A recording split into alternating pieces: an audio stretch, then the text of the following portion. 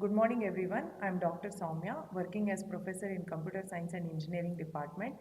I would like to brief you about the new branches of engineering, artificial intelligence and machine learning, and information science and engineering. The trends of AI and ML are new and upcoming program in the area of computer science that is rapidly expanding its boundaries to varieties of fields like healthcare, security, entertainment, education, intelligent robots, space exploration, speech processing, and many more. AI and its applications have brought significant changes in our lives. AI tries to bring in intelligence into machines artificially by mimicking the human intelligence. Machine learning is an application of AI that tries to build self-learning ability into the machines. AI and ML are important drivers of digital transformation and have created plenty of job opportunities. There is a huge demand for skilled engineers trained in these technologies. A degree in this program is valuable and makes the student industry relevant. The Department of Information Science and Engineering started in the year 2020 under the approval of VTU and AICTE. The department has qualified and professionally dedicated faculty members. They practice outcome-based education in the academic deliverables. The department also serve laboratories and serve teaching and research needs of the students as well as faculty members. The department has been organizing conferences, workshops, expertise lectures, student-centric activities to encourage students and faculties to instill lifelong learning process. Few of our students are working for consultancy projects along with few faculty members. The department has an admirable research ambience. Thank you.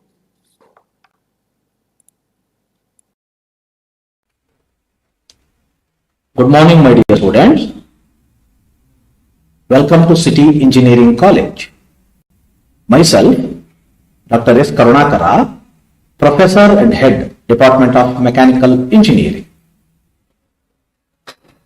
Our department was established in the year 2004 and it has progressed very well in educating many number of students and placing them at various industries all over the world.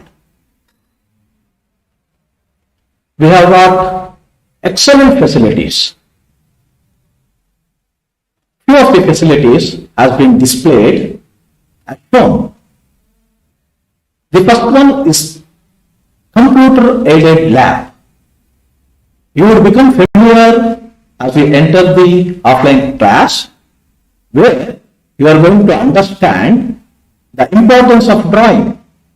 What is plan? What is elevation? What is front view? What is top view? Though you might be at different streams, drawing plays a major role throughout your life. It actually builds your imagination power. The other photographs are the advanced mechanical equipments. We regularly organize project exhibition. Management involves themselves, especially our chairman sir, promotes such events. We not only organize ourselves but also give a chance for the other colleges to participate, and whoever has done the best project would be appreciated by prize money. We do conduct lot of mechanical activities. One such is industrial visit, where the students are taken to various industries to understand the present technical situation.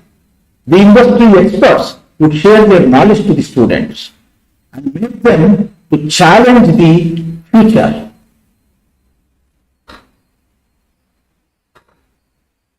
Technical talks are a part of our department. Not only our department, almost all the departments would organize technical talks, where the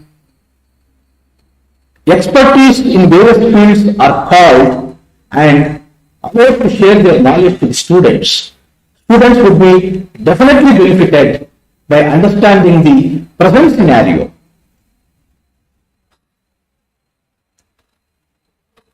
Before the students are graduated, the juniors entertain them by organizing a farewell party.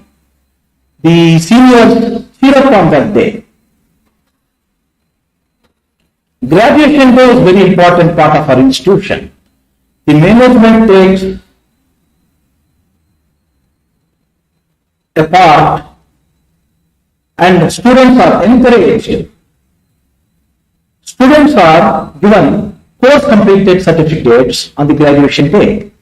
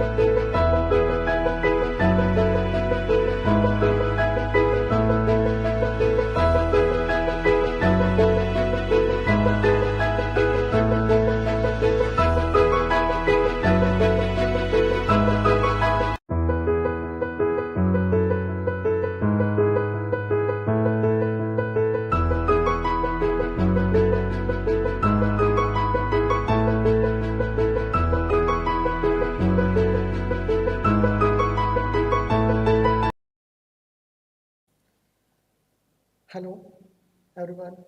I Ravindra is sports coordinator for City Engineering College. You all know that sports is such an important physical activities which keep you physically fit. And nowadays, a lot of encouragement has given to the sports so that they can build their career in this sports. So in order to encourage and motivate and to showcase their, the hidden talent in the various sports they play, we regularly organize intercollegiate cricket tournament in our college and also the collegiate volleyball tournament. And we also encourage our students to participate in VTU sports event, other universities sports events also. As our annual sports act, which we regularly organize in the even semester, we conduct indoor events like carom, chess, badminton, as well as the outdoor games like cricket, handball, volleyball, throwball, football, like this. So I will show you a video what are the various activities carry out in our college. Have a look into that. Thank you.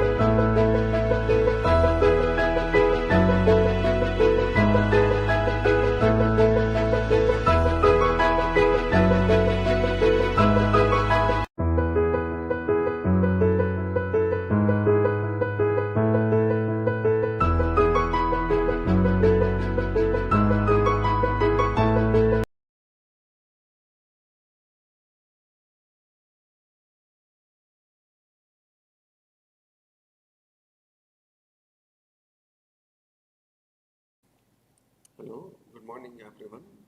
Welcome to our esteemed institution, City Engineering College, and that too for the Computer Science and Engineering branch.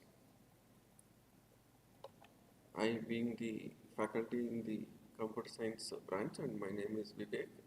I will put a glance on the proficiency of computers as to why you need to study the computer science and engineering, where you can apply the computer science knowledge, and what will be the roles that you will be working with in the nearby future once you complete your graduation, and also related latest technological trends that you will be studying as a part of curriculum, or you will be working with those technological trends. I'll put a glance on those concepts. So to start with, let me put a word on what the computer science and engineering is. Science and engineering are not like totally different, but engineering is a practical way of putting the science. Science is full of concepts, and engineering is putting those concepts into a kind of a practical way, or you can say a pragmatic science is nothing but a kind of engineering. But particularly, we are concerned with the computer science. So, what a computer science is? Normally, many people think computer science is the study of how computers work, but it's not just only about the computers, but it is the study of a theoretical and mathematical focus. So most of the time in computer science you come across mathematics, not only the computer science, but it also concentrates on mathematics, and also it involves exploring the process such as algorithms to solve the problems. So that is what the computer science is all about, putting the putting the computer science practically is computer science and engineering, and what you can do by gaining such kind of knowledge.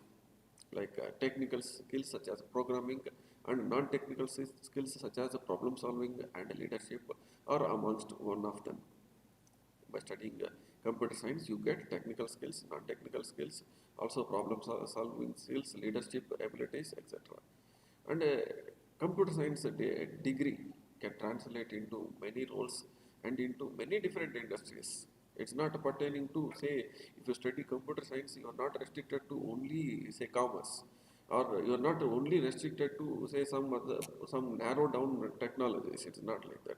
But you will be getting many different roles uh, when you study the computer science and obtain a computer science degree.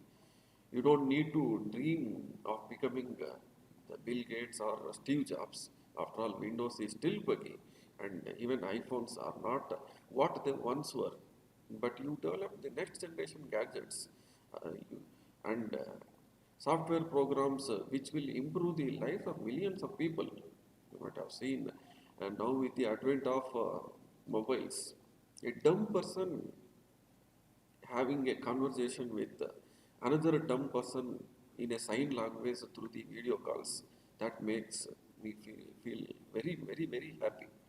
Where a dumb person normally cannot be able to communicate to the person besides him, but he can communicate to the other dumb person over the video call to the other to the other dumb person in the distant location. That makes so it is all about the computer science, the where exactly it is needed. So that is what it is, and I answered what you can do and what the people are doing. And let me answer the next question. The next question is, why do I need the computer science? With a computer science degree, as I earlier told, you will learn all the concepts and skills you need to answer these questions and many others. Technology is part of our future and daily lives, and it is up to people like you to decide how it will impact and shape our world. So that is why you need, as I told, the example or the scenario where a dumb person communicating with the other dumb person, it makes me very happy. That is where the role of computer science come into picture. Not only that, the one of the famous slogan in the computer science is, computer science is the operating system of all the innovation. For any kind of innovation, you say material science, you need computer science. You say oceanography, you need computer science. You say a particular field, you need a computer science. So without a computer science, no other revolution or innovation is going to happen in the next coming future. That is what this slogan given by the Steve Ballmer, which I took from the internet. So you need the computer science everywhere. So you will be part of, you can be part of anywhere, in any kind of innovation, you can be part of it. So to explain a little bit or to elaborate more, why do you need the computer science? Let me explain a bit more. A degree of science can translate into many roles in many different industries. You consider, say, a mobile manufacturing industry. You consider a car manufacturing industries where the computers or the robots indirectly, which are going to play a crucial role in assembling the different parts of the car or different parts of the mobile, etc. And even you consider a metro rail where you have got much of computer science rather than the machinery. So from that is one example where you apply. The other thing is, why do I need the computer sciences? From communications and financial companies to software and healthcare. From no, what you mean by communication is, you consider Airtel or you consider any telecommunication company, you consider BSNL, there you need computer science. The times were there when you go through the olden days movies where you have to book a trunk call and then you can start the conversation with the other fellow only when the connection happens. But now instantly the computers which are there at the switching centers are facilitating the communication in fraction of second. The connection is happening without any human intervention at all. So the financial companies, the times were there when banking industries were struggling.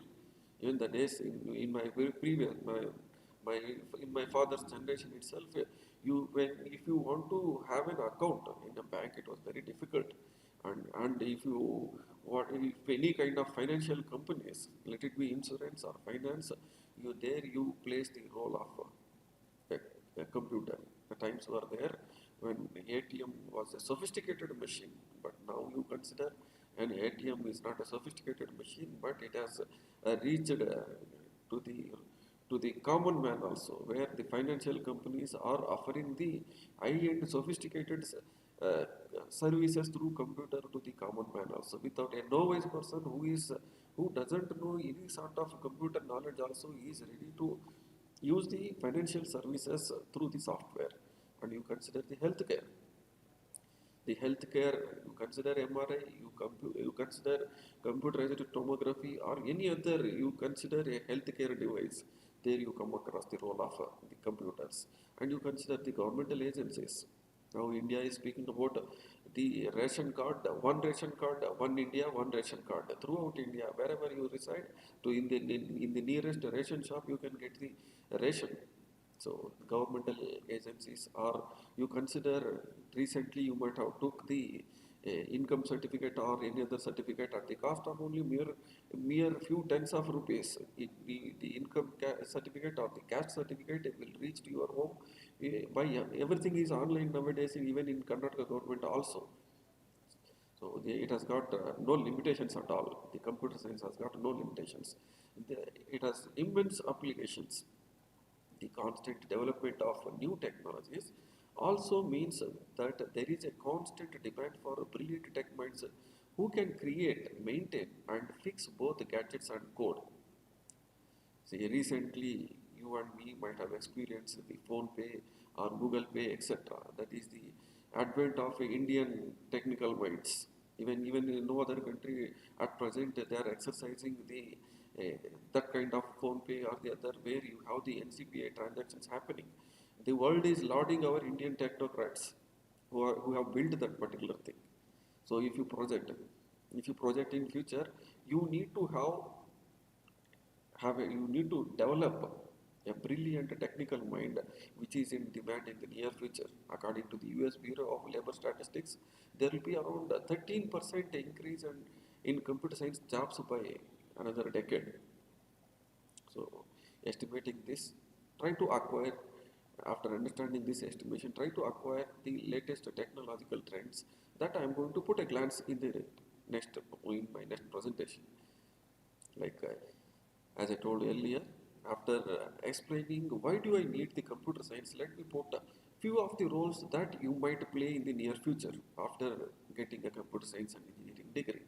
So like you can become a software developer where you can develop the entire operating system or a database systems, etc. Or you can be like IT manager who will take care of the infrastructure, or you can be a kind of web or app developer. Nowadays, this has become a technological trend that being enjoyed by a rural candidate to the prime minister or any prime minister level. Like web and app developer, it has become an essential part of the life. You can be any other like system analyst where you'll be narrowing down or utilizing more computer science knowledge, or you can be information technology consultant, or you can be a product manager where say you'll be developing some healthcare product or any other software product, etc. Or you can be a kind of finance manager where you will be planning for some finance. Say if you are going to be a kind of say if you are going to develop a kind of insurance plans, there you need a finance programming which is going to be profit, which is going to lay down the profit for both the end user and as well as to the insurance fellows also. And also recently, for the last 5 years, if you consider, due to the evolution of the different G technologies, like from 2G to 3G, 3G to 4G, and now 5G is going to come into picture. So assume when 5G is going to come into picture, then how much data it is going to be abruptly growing, then in that case, when the data is going to be growing without any sort of control, then somebody must be there to check out for any malicious things. So for that, you need cyber security consultants.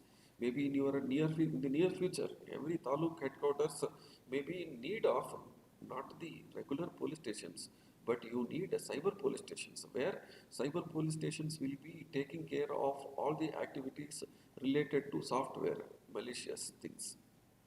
So these are all only not limited, but a few demanding roles that you might enjoy in the nearby future. So after understanding the future roles, let me put a glance of future of computer science. What you can do with it, what are the technologies, what you can learn, etc. in the future. So one of the most significant technology that is growing in present day is the artificial intelligence at the edge.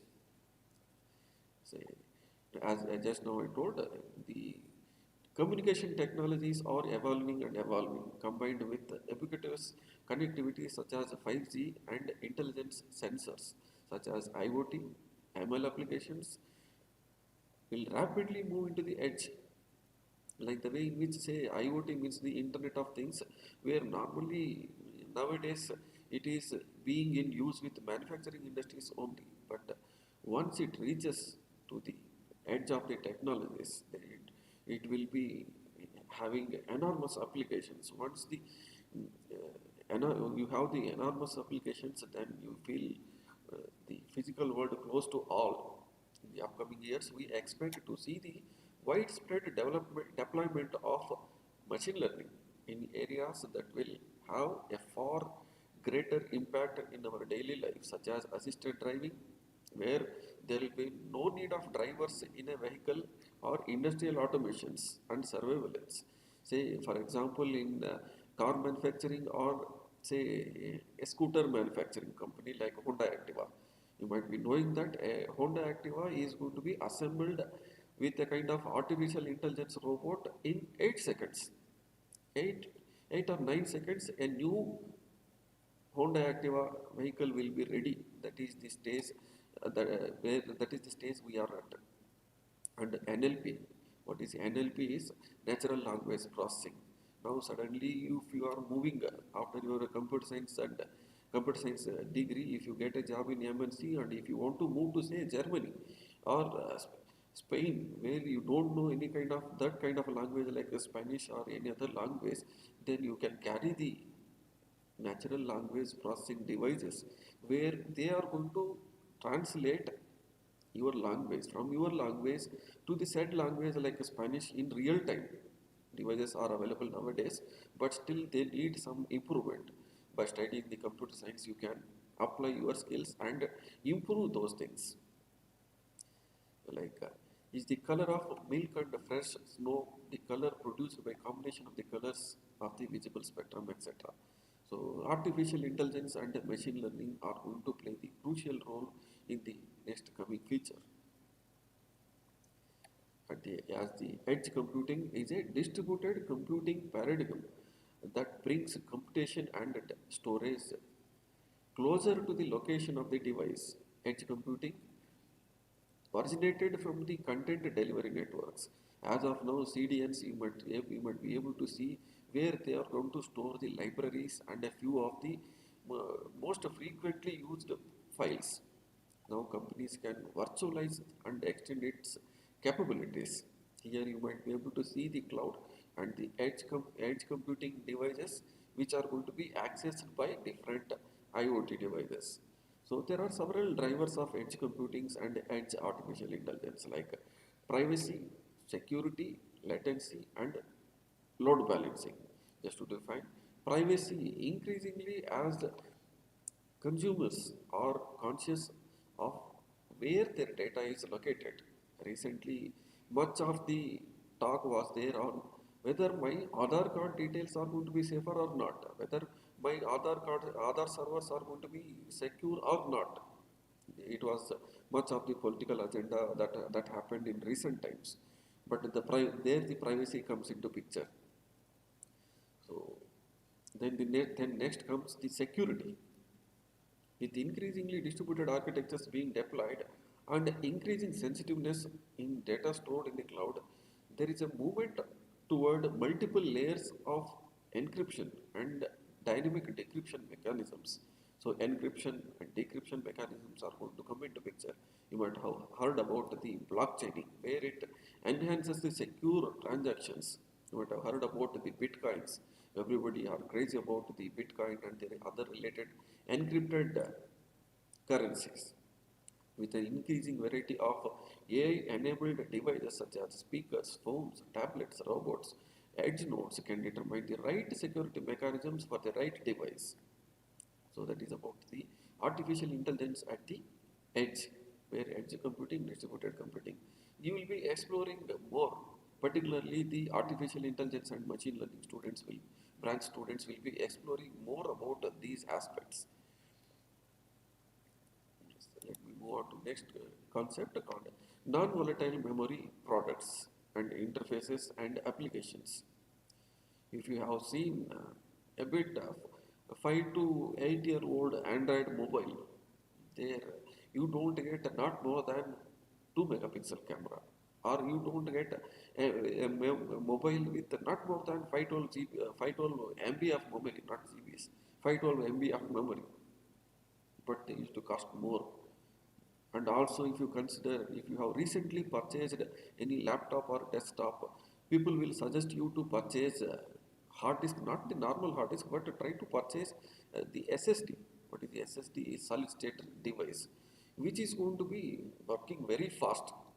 Say if you are going to have a Windows laptop with SSD, it can boot in exactly 18 seconds when compared to normal hard disk, which is going to boot in minutes time. So in 18 seconds, that is where the non-volatile memory comes into picture. SSDs have almost replaced the SATA devices, serial advanced technology attachment and serial attached SCSI devices. It has replaced also NVMs, the non-volatile memories, uh, enables NAND tiering technologies and programming functions that increase the endurance, enable computational intelligence, and allow the memory like access to data.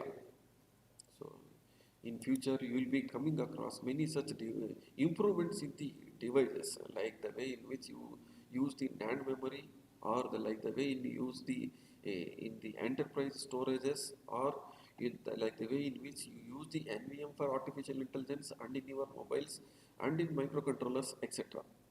So, if you have seen, say, a few around, say, 5 years back, 4 to 5 years back, 1 GB pen drive used to cost around, say, 1700 rupees to 2500 rupees, depending on the brand. But nowadays, on the same density, for the same amount, you get maybe gigabytes of memory or terabytes of memory with the same density. With an increasing density, you are finding the memory. That is what the advent of NVM. This is all related to memory and the hardware.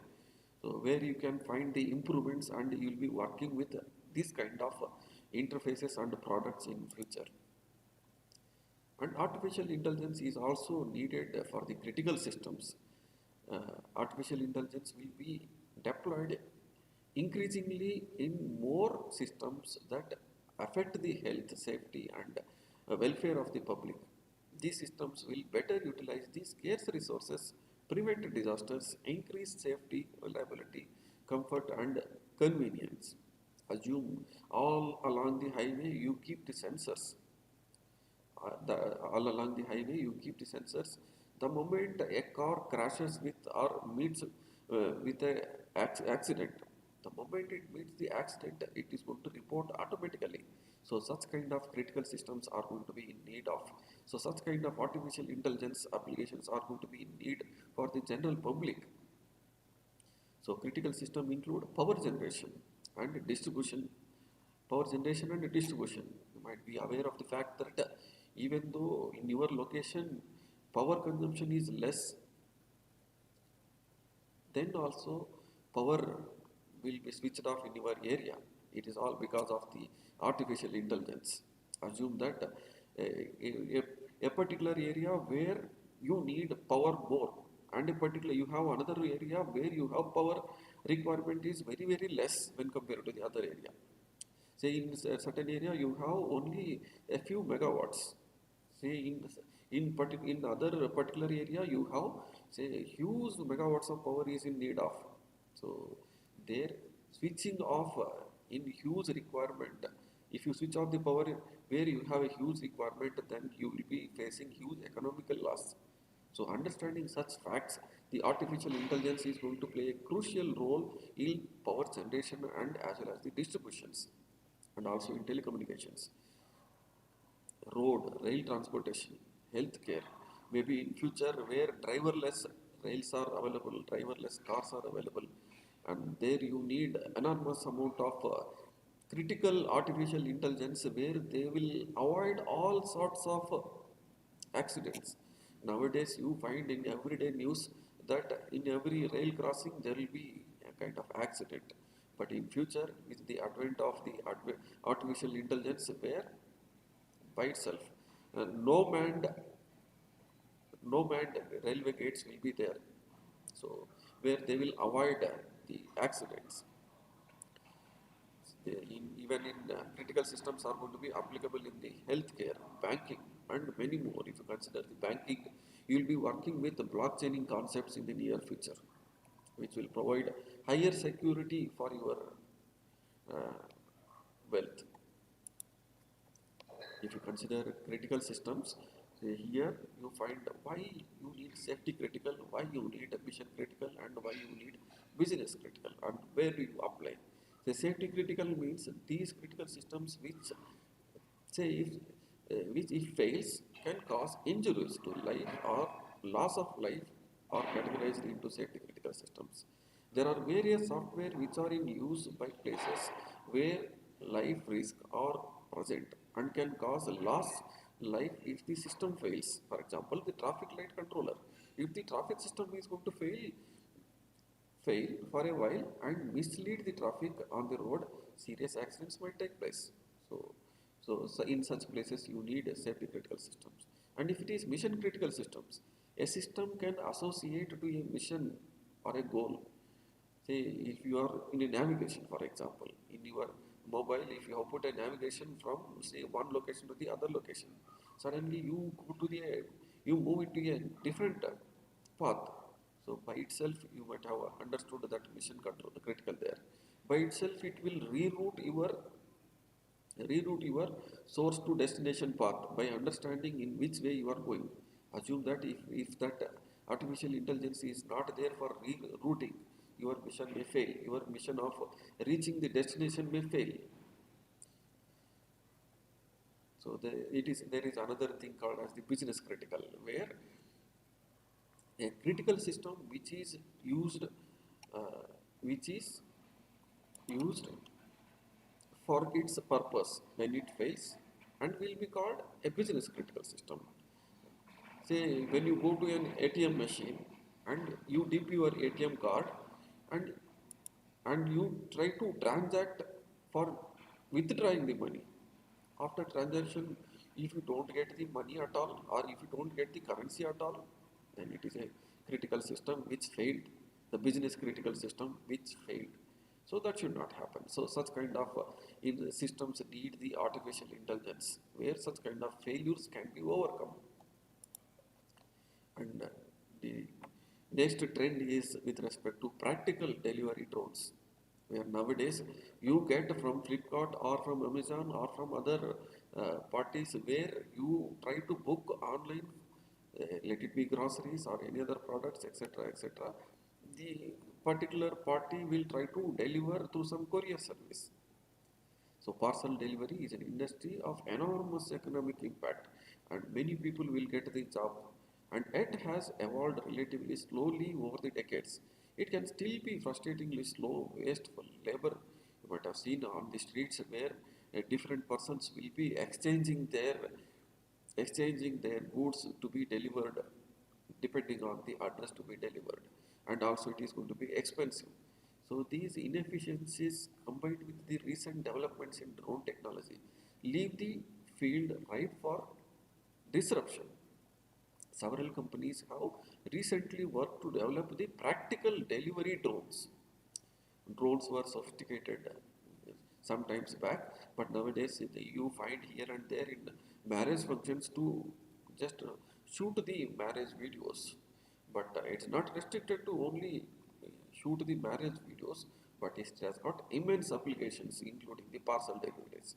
Few of them will be like insurance claim validation, wind turbine inspection, first aid, agriculture, security, gas flare inspection, flash flood warning, wildlife conservation, organ transplantation delivery, oil spill monitoring, preventive shark attacks, search and rescue, journalism, deforestation, cinematography, etc., etc. There are immense number of applications where drones can work out. So with the drone services quickly becoming a reality, the need for security, coordination and proper logging is a must in the future. So you'll be working with these case studies as just now I spelled. These are the few of the case studies where the practical application of drones is going to be there. And using the blockchain, you can solve these problems and combining with IoT, the Internet of Things, monitoring the devices and enables the multiple inputs from the drone will allow any drone to become a more secure flying aircraft. It is imperative to be able to secure drones from malicious parties, create a verified trail of audibility, and have the way for the future to the proper communication and protocol standardization among different manufacturers and different operators. This is the growing area where you need to pay attention to. In future, you might be working with these technologies also. Also, the next part of my discussion is about the additive manufacturing. Currently, the new process, materials, hardware, software, and workflows are bringing 3D printing into the realm of manufacturing, especially for mass customization. Unlike traditional manufacturing, additive manufacturing makes it economical, viable, a high volume of parts where each one is going to be different. Stronger and more robust materials, finer resolution, new finishing techniques, factory level management software, and many other advances are going to increase the adoption of 3D printing techniques in industries and healthcare and footwear and automotive. There are immense number of applications. You see in this picture a kind of additive manufacturing where it is going to manufacture a 3D kind of bottle in the way you want. So 3D is a kind of application of 3D printing is an application of additive manufacturing. It is being applied to aerospace, automotive, healthcare, etc. Say for example, in aerospace, manufacturing. It is being used for producing parts with weight saving, complex geometric designs. Therefore, it is often in practice solution for creating light, strong aerospace parts. And if it is in automations, say racing TV is in need of 3D printing parts of its Formula One race cars. So it has got many immense applications if it is automotive applications. Many people are crazy about their own customized vehicles. So additive manufacturing will bring their taste into life. And in healthcare, normally people lose their legs, lose their hands, and lose their fingers maybe. So for such kind of people, so surgical implants nowadays, the times were there when in India, the Jaipur foot was very famous in India in the early 90s and late 90s. But now the trend has changed. You can develop the customized leg for a fellow, customized 3D printed leg for a fellow. And also it is not only for particular physical parts, but also it will be used for bone cancer, and the fabrication of one kind of synthetic organs also shows a promise. And also the cognitive skills for robots. So robots by themselves cannot be intelligent, but intelligence has to be fed for that. So robots are spreading more and more from the manufacturing floors into the spaces occupied by humans into the kitchen also. So there is a need for robots in such environments to be able to adopt a new task through capabilities such as increased comprehension of the environments within which they are suited. A recent breakthrough in large scale simulations, deep reinforcement learning, and computer vision collectively will bring forth a basic level of cognitive abilities to robots. Maybe in future, robots might become teachers also. There's no wonder in that.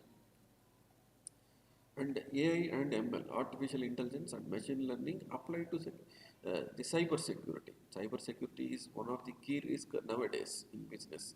The growing attack surface includes amateur threats, sophisticated distributed denial of service attacks, and skilled nation-state actors.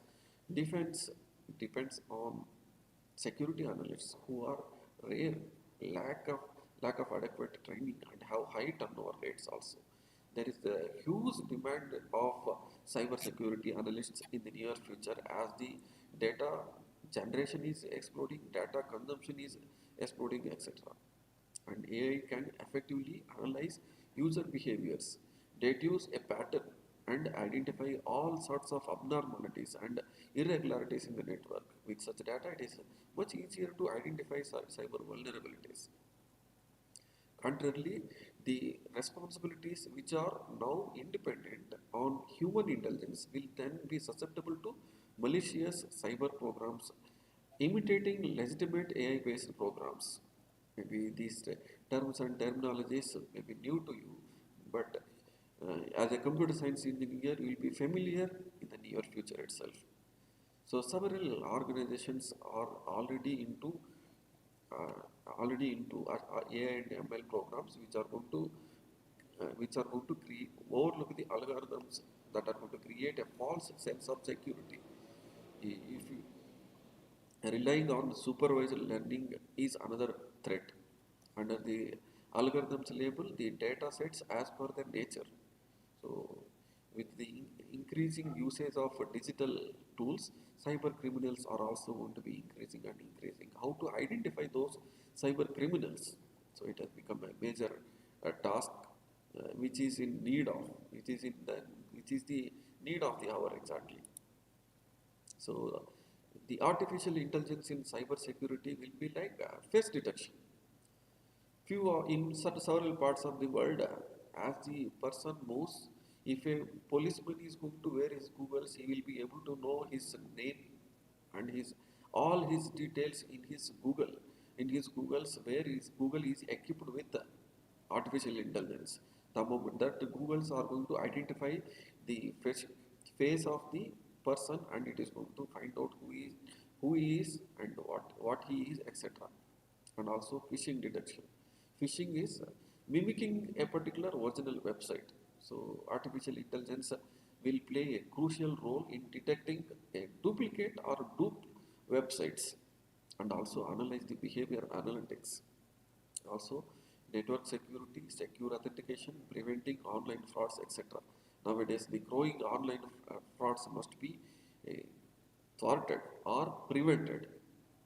So you need many such engineers who can concentrate on these half a dozen concepts. Many already you have in your if you have a Windows computer or Ubuntu or Linux based computers, you might have experienced about the firewalls.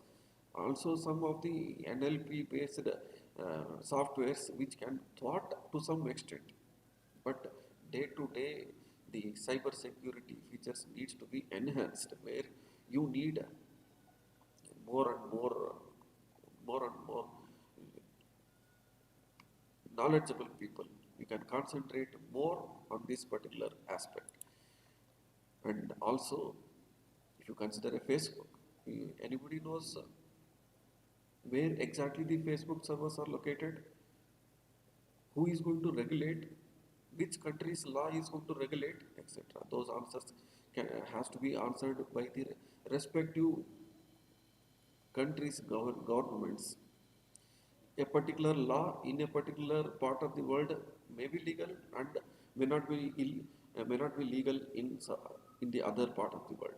So legal related implications reflect security and privacy. So new technologies capabilities also strain the abilities of average people to discern the difference between the legitimate and fraudulent technology content, such as accepting authentic video versus deep fake.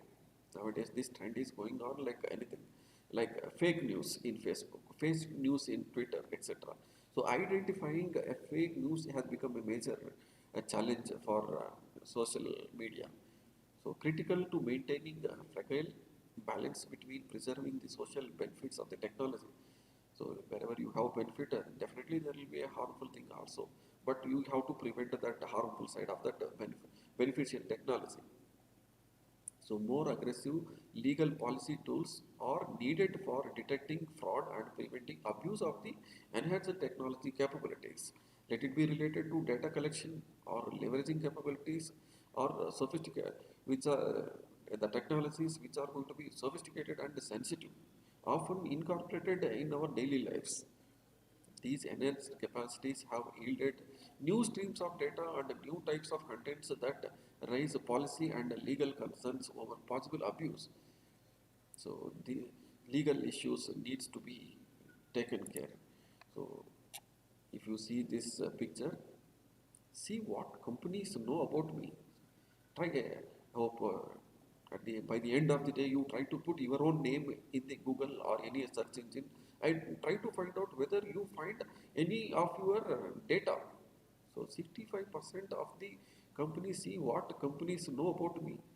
65% of the see what companies know about me. And 65% choose what information companies can and cannot collect, and 43% delete the information. This happens with respect to every individual, you and me. 40% only update the information. So personal data is the lifeblood of the modern internet business, which can tailor services to your finances and your bodies, your politics and your social lives. Months of lockdown was meant we have never been more reliant on the internet for work, shopping, socializing, online, etc. etc. But while the internet has allowed to us to stay connected to the world, don't underestimate how sophisticated consumers are in understanding their right to access and control this information. That is about the legalities. And reliability and the safety challenges for intelligent systems. Nowadays, the intelligent systems you find here and there. Even when you browse your, even the Flipkart or the Facebook, next time you start browsing, it will give the posts only of your taste. So there you come across the intelligent systems which are capable of making autonomous decisions, or nowadays attracting the increasing economic investment worldwide. We expect that they will be increasingly adopted not only by Facebook or Flipkart or any other sophisticated countries, but by all smart cities, autonomous vehicles, autonomous robots. Depending on the kind of application field, the autonomy of intelligent system has been formalized by defined levels. The higher the level of intelligence and the consequent autonomous capabilities, the stronger the requirements in terms of reliability and safety for the intelligent systems. And guaranteeing the required high levels of reliability and safety that are mandated that are mandated for highly autonomous intelligent systems, while intelligent systems will be one of the major technological challenges which will be faced to enable a smarter world. If you come across the main four issues that related to reliability and safety are reliability. Now, what do you mean by reliability is how long will it last? Maintainability answers the question how long does it take to repair? Availability is it capable of running when I need it? Safety is related to could someone get hurt with that? So intelligent systems must take care of these issues. So it has got another a few other things like system complexity, how complex it is, whether it is publicly aware to everybody or not, whether it is consistent or not, whether it is a liable product or not, etc. So considering these safety and reliability things, an intelligent system needs to be developed. In your future, you will be working more on these reliability and safety challenges as it is going to be the growing on-demand topics. And quantum computing, which is one of the promising technology in the next decade. Now that your TV, when you switch on your TV, the moment you switch on, within seconds of time, your TV will start and your set-top box will broadcast the channel of your choice. But the computer will not do like that. Even if you have a computer with SSD, or if your computer needs to boot in a network, then it might take a few seconds or a few minutes. But assume, because in your if you have dissected your computers, then your computer might be consisting of a motherboard with hardwired circuitry. Say, assume if the hardware circuitry is going to be replaced by optical networks. If your computer is going to work at a speed of light, then you assume the intensity or the speed at which the computer might work. So that was a bit earlier level of computing, but now in the next decade, you might come across quantum computing. Still it is at the experimental level, but it might, by the time you complete your graduation, you might experience the quantum computing in your workplace. A quantum computer are destined to be successful. They will come about by increasing the relevance and generality, having already demonstrated a computational advantage. For example, quantum computer might perform a chemical simulation impossible by an by any standard supercomputer, leading to more nuanced debate about whether the chemical that may be discovered while will be useful to society or not. Till date, we didn't receive any right vaccine for the coronavirus. Say with the advent of quantum computing, quantum computers, which has got huge amounts of computing power, might give the solutions for huge problems like corona or cancer treatment, etc., etc. So the quest for practical quantum computing has just started, and it will remain in near future also. So try to learn more about quantum computing. So just to define, a classical computation is like a solo voice on one line of pure tones succeeding each other. A quantum computation is like symphony. You feel the difference between a solo and symphony, where in symphony many lines of tones interfering with one another.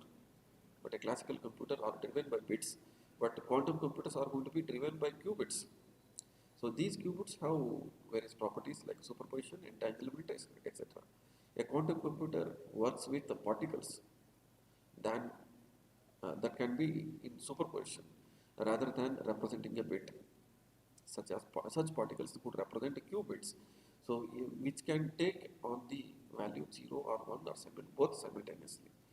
So it is going to revolutionize the way in which we are going to use the computers. So by having a glance on these latest upcoming trends like quantum computing, the legality related issues and its implications, and cyber security, and the 3D printing or additive manufacturing, and in critical systems, and in non-volatile memory devices, and artificial intelligence. So these are the latest technological trends where you will be working with. Try to gather as much knowledge as possible on these technological trends in your course apart from academics. Then you might excel, and you might work in a glorious environment after acquiring these technological trends. Hope it is useful to you. Please, maybe it is a technical jargon of words. Please try to get into the depth of these technological trends.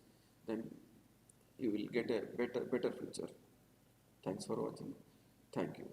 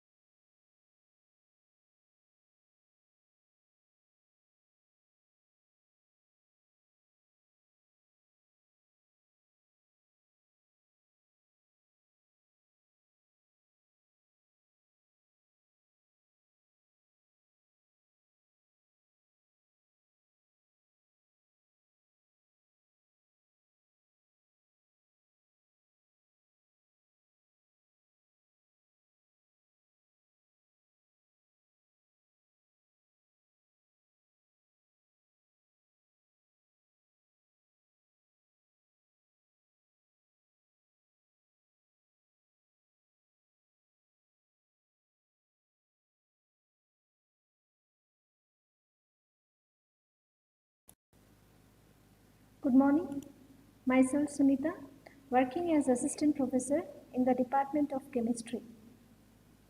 Today we are here for orientation program on awareness of COVID-19 and SOP to be followed. So what is COVID-19? COVID-19 is coronavirus disease 2019, which is caused by virus of name severe acute respiratory syndrome coronavirus 2.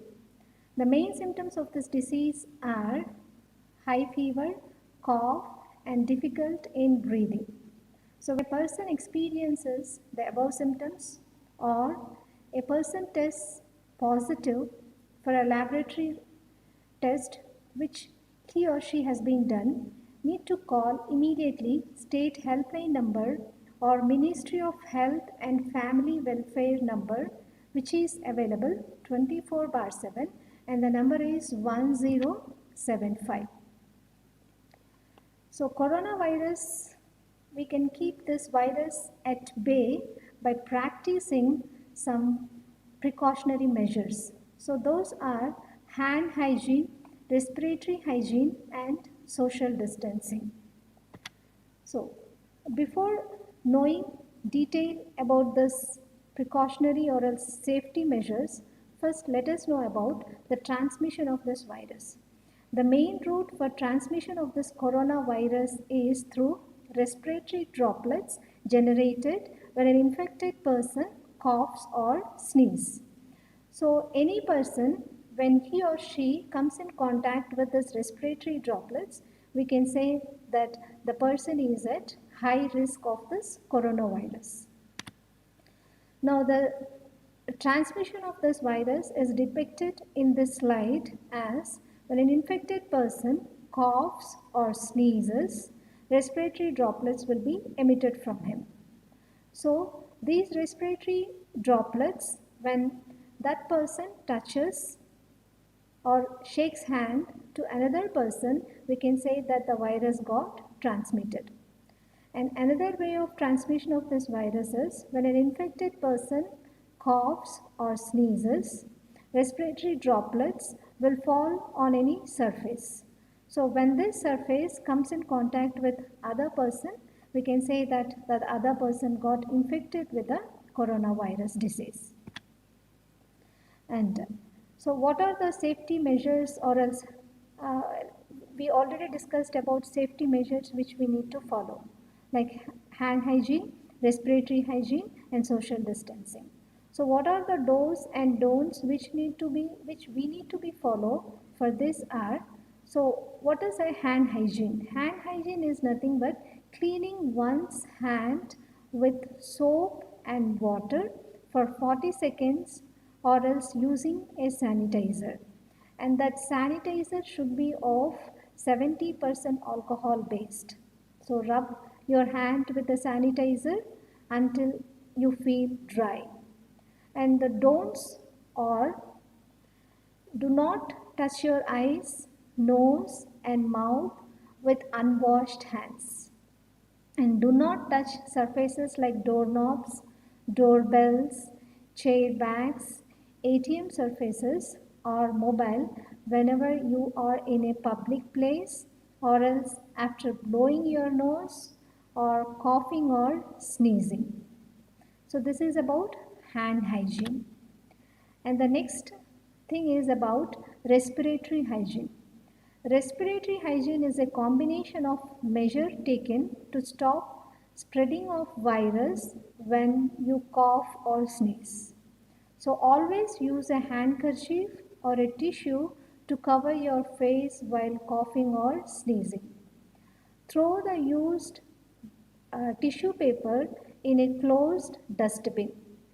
Do cover your sneeze into your bent upper arm in case if you are not carrying a handkerchief or tissue. And wash immediately your hands after you have covered your sneeze or cough.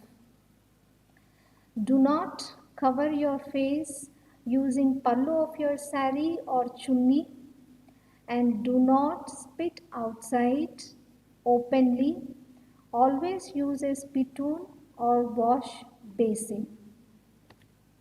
And The safety measure which we need to follow, another one is social distancing.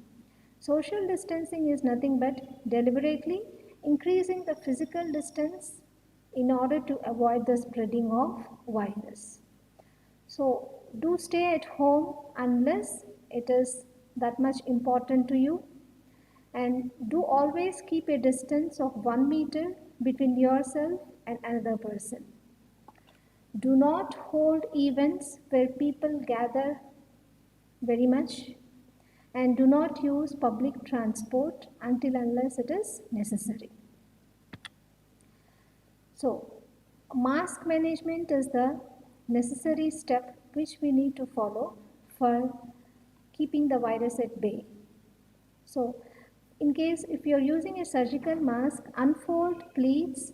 It should be facing down. Cover your nose, mouth and chin. Do not pull the mask down or hang from the neck. Avoid touching the mask while it is in use. Replace used mask with a cleaner one or else with a dry mask as soon as it becomes damp or humid after usage of 6 to 8 hours. And how removing and disposing the mask. Do not reuse single-use mask.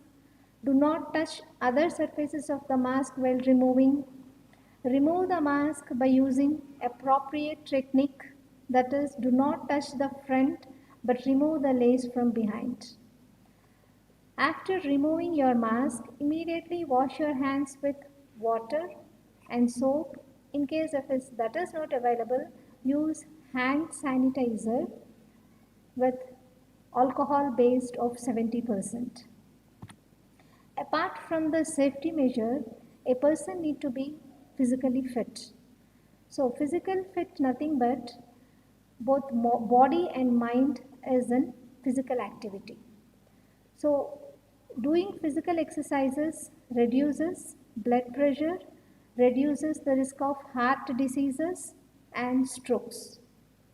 And apart from this, a person need to have a healthy diet, which includes fruits and vegetables, and person need to be stay hydrated, avoid using harmful alcohol and cigarettes.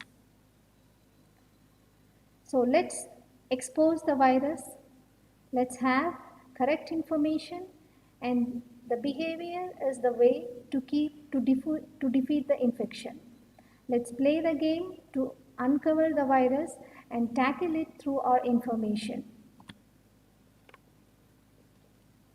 And let's have a video which shows the precautionary measures adapted at City Engineering College. Let's have a glance of that video. And thank you everyone for giving me this opportunity. Thank you Principal Sir, thank you Vice Principal Ma'am, and thank you Rajshekhar Sir. Let's have a glance of this video.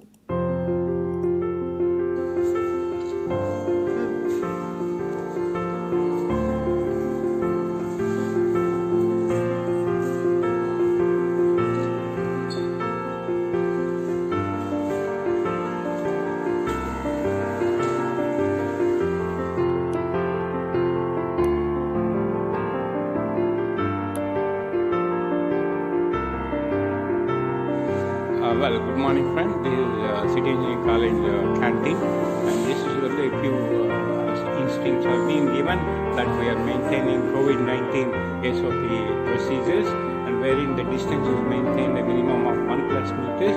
And right now is all our staff, and we are prepared even if the students come to maintain similar sort of distance in the college canteen. And even every staff is wearing mask here, also you can observe. Thank you very much.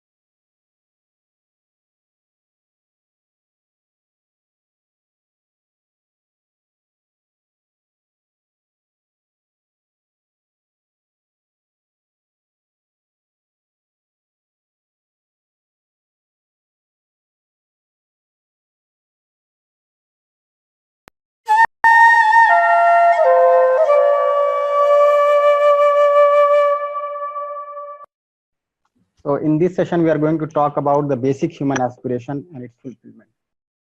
So we all have aspirations, right? We are having so many goals, targets, objectives in life. So in this session, we are going to explore the basic aspiration that we have, which is guiding all these goals and programs, you know. And also we'll try to look at the fulfillment part of it, that if the goal is clear to us, the basic human aspiration is clear to us, then what could be the process of its fulfillment. Second thing that we are going to discuss in this session is regarding holistic development.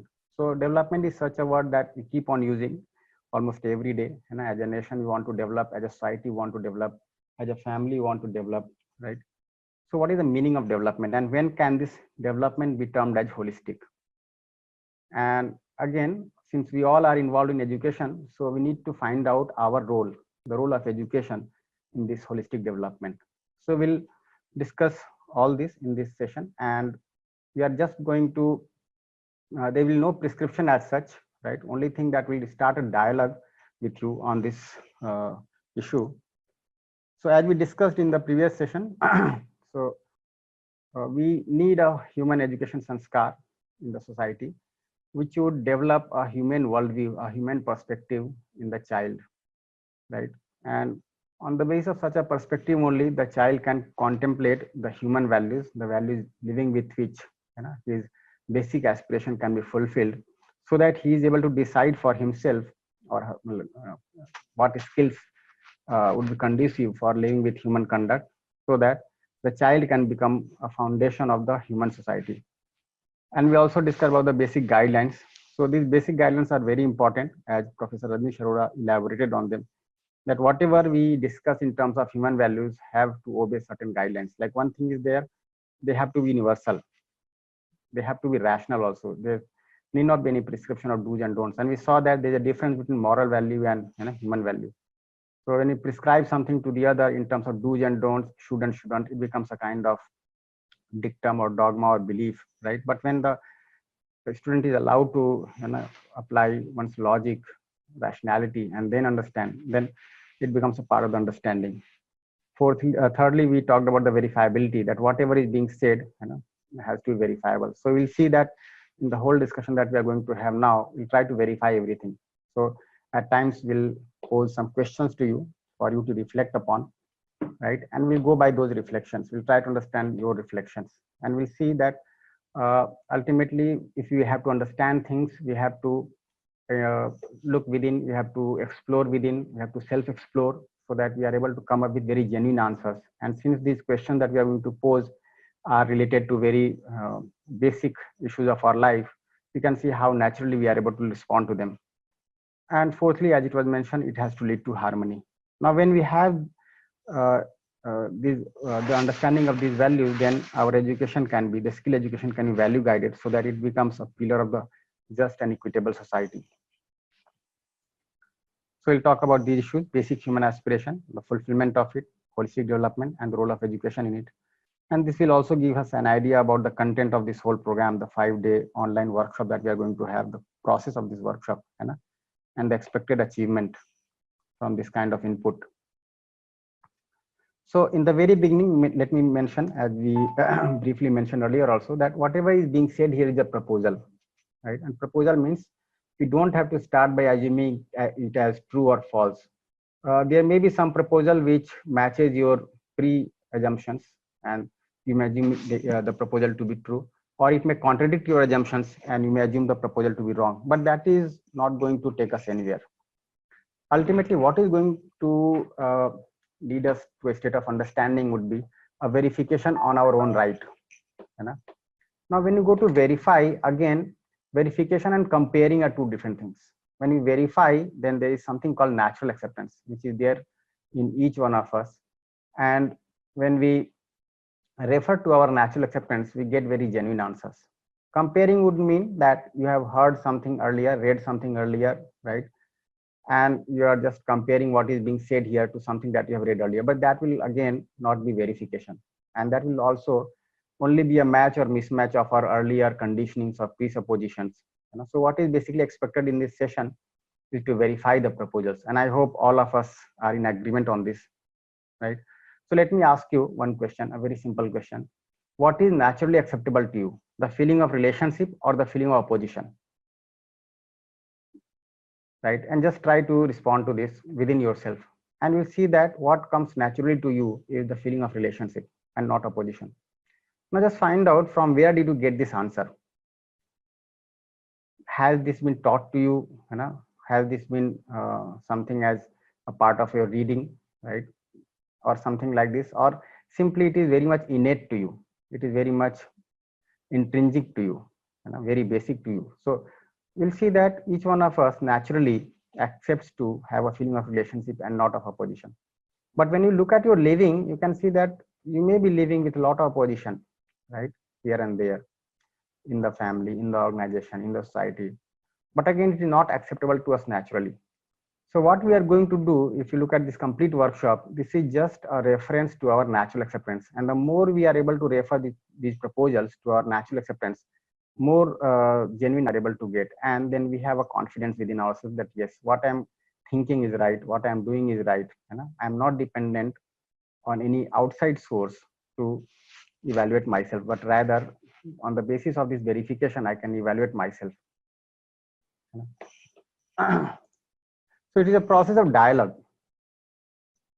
So a dialogue between me and you to start with, but it soon becomes a dialogue within your own self. So I'm proposing certain things from my side. Now with the limitation of this online workshop, we may not be able to listen to every participant's observation. So what we can do, we'll be launching some polls here to get your reflection, and through that we can have your opinion on these issues. But the basic purpose is to initiate a process of dialogue. Now when we have those offline 3 days and 8 days workshops, then we are in real conversation with the participants, and then we are able to listen to everybody's opinion on every issue, and then we are able to go ahead with the exploration. So you'll see that in this workshop, a dialogue gets started between me and you, but soon it will become a dialogue within your own self. So if you look at yourself, you keep talking to yourself, isn't it? If you just ask yourself, who is the person on this earth to whom you talk the most? What do you think? You will see it is yourself. You keep talking to yourself almost all the time, right? So we are talking to ourselves, right? But we have to address two distinct realities within us. One is what you are, right? So your living part, your thoughts, your desires, your expectations, as they are today, your goals, objectives that you have set, your plans and programs, your interactions with your neighbor, with your colleague, whatever, as you are living. And the second reality that is associated with you is what you really want to be, your natural acceptance. Now, when you try to refer to them, you will find that the two are not the same. As we mentioned earlier, that what is naturally acceptable is the feeling of relationship. But when you look at the living part, you can see that there may be oppositions involved, right? So what I am may not be the same as what I really want to be. And you will also see that there may be a vast gap between what you are and what you really want to be, right? So do you think there is a need to initiate this kind of dialogue? Generally what we do, we keep on involving ourselves in discussions only within the realm of what I am, right? But when we are able to address this particular reality also, what you really want to be, then the dialogue becomes more substantiated, becomes more genuine, more involving with your real life issues. So you'll try to establish this dialogue, and you see that this happens very naturally. So the purpose of this workshop is to initiate this internal dialogue. And I hope all of us are able to see that this dialogue is very important for each one of us. Now let me start by asking a few questions. So do we want to be happy? Do we want to be prosperous? And do we want the continuity of happiness and prosperity? Right. So start thinking about it. Let me ask this.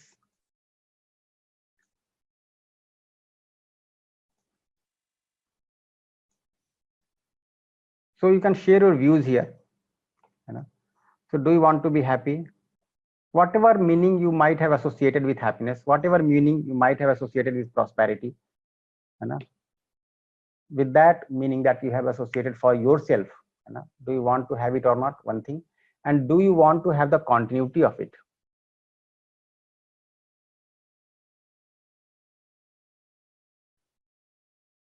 So keep on asking this. So there is a symbol that will keep on floating almost in every session, that you have to pause and think, pause and reflect upon your own self, the way you look at the questions that are being posed here.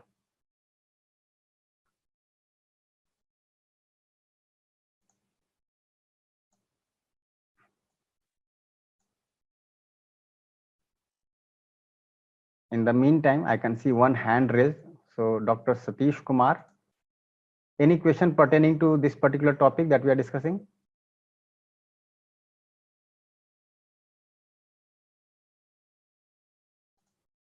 Okay, fine.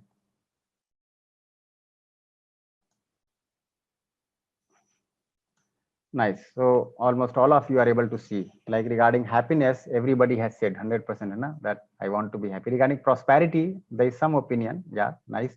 So that means that we may have different connotations of prosperity, and we'll look into the meaning of prosperity also. But most of you are able to see that yes, you want to be prosperous. And again, most of you are able to see that you want to have the continuity.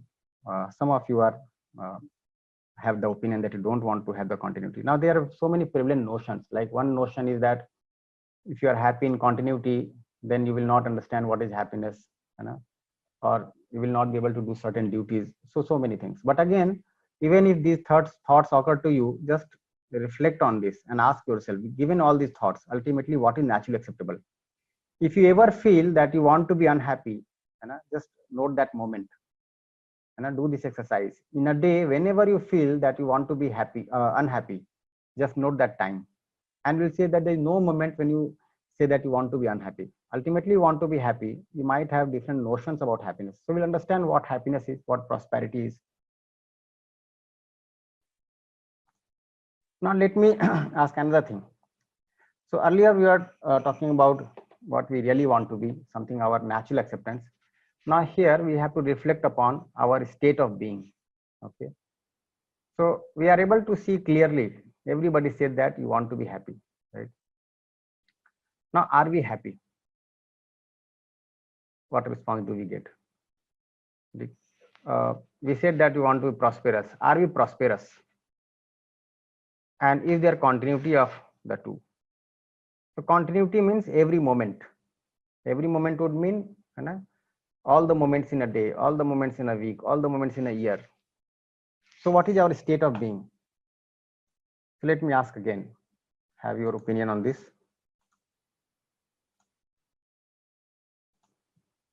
So is there continuity of our happiness and prosperity? We are asking about the continuity part.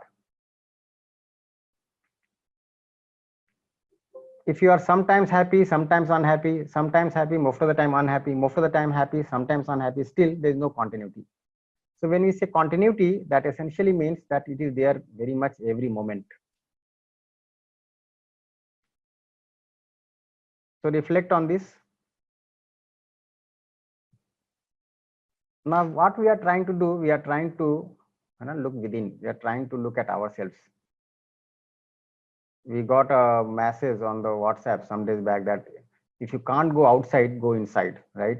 So this lockdown has given us ample opportunity to go inside, to reflect upon ourselves, to reflect our state of being, what we are, and also to look at our natural acceptance, what we really want to be. Nice. So some people are saying that yes, there is continuity, but some people are saying that no, there is no continuity. So again, keep on reflecting on this. So continuity, as I explained, means that are you able to see that you are happy every moment, right? Not a single moment of anguish, or anxiety or depression or unhappiness or opposition or whatever, something that is not acceptable to you naturally. If there is any moment that you are going through, then it means that you are not happy in that moment. So just reflect on this, keep on reflecting.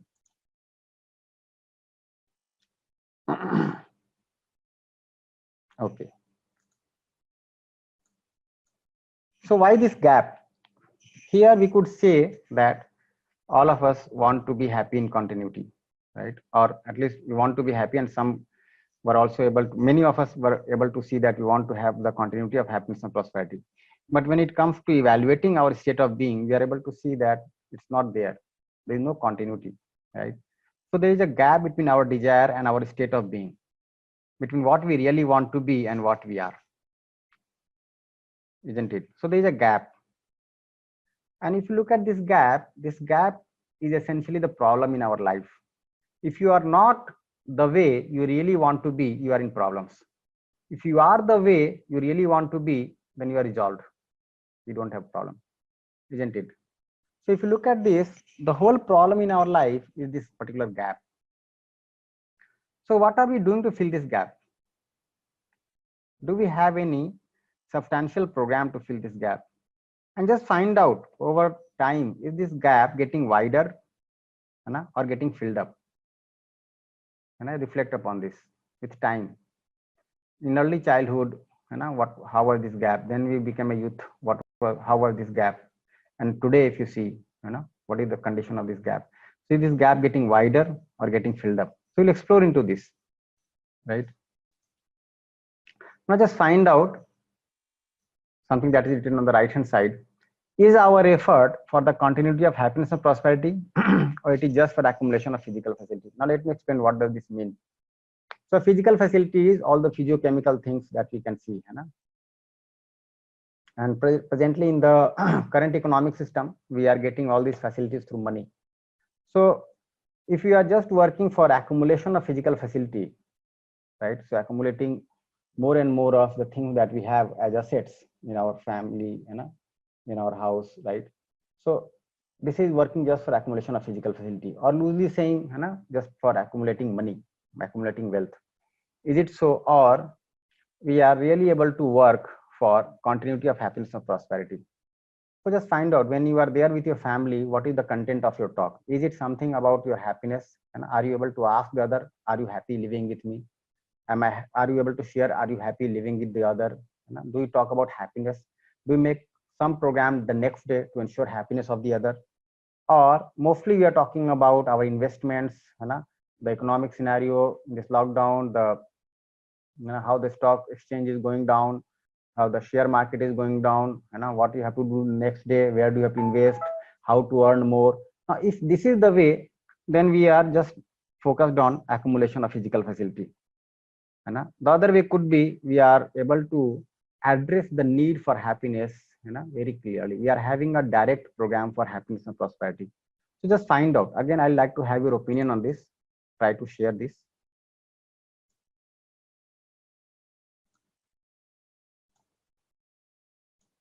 So is our effort, I explain what I mean to say, right? So for continuity of happiness and prosperity would mean that you are able to make a direct program for the happiness of yourself, of the other.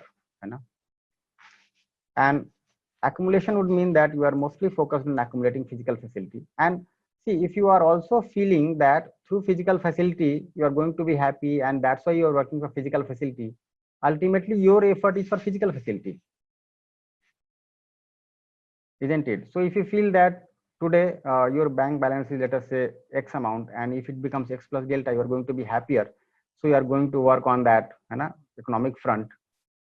So you may assume that you are working for your happiness, but ultimately you are working for accumulation of physical facility. And we'll explore into this, that is happiness directly related to physical facility, or there are some more important things in life? That is something that we are going to explore in this session. Right. And another thing, we need to make a very sincere evaluation of ourselves.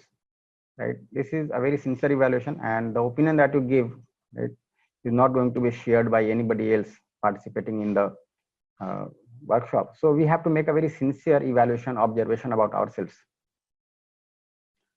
Okay. Nice.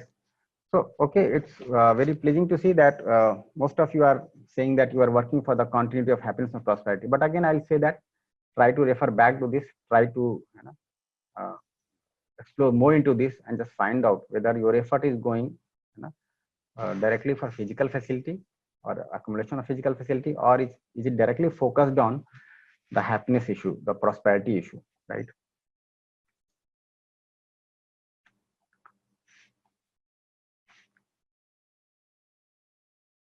Nice. So just find out, have we assumed that happiness and prosperity will be ensured when we have enough physical facility? Have we assumed this? Again, think over it. Pause a little bit and think over it. That is there something like this in your assumption that today you have X amount, if it becomes 2X, then you are going to be naturally very happy, right? Have you come to assume this? And if not, then what effort are we making other than accumulation of physical facility? Try to find out how do we spend our time in a day, right from morning till night. How do we plan our day?